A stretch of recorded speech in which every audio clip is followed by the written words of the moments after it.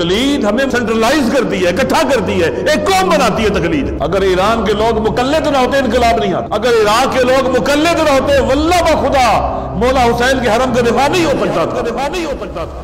امام خمینی کی اگر لوگ تقلید نہ کرتے تو امام خمینی کو اپنا قائد بھی نہ مانتے، وہ انقلاب نہیں آتا، شہنشاہیت سرنگوں نہ ہوتی، امام زمانہ کے ظہور کی طرف ہم آگے نہ بڑھ پاتے۔ امام آئیں گے تو حکومت کریں گے، تجربہ حکومت کا چاہیے۔ طول تاریخ میں خون کے دریا سے گزر کر یہاں پہنچے، کبھی ہمت نہیں ہارنی ہم نے، کبھی حوصلہ نہیں ہارنا۔ ہماری ذمہ داری کیا ہے؟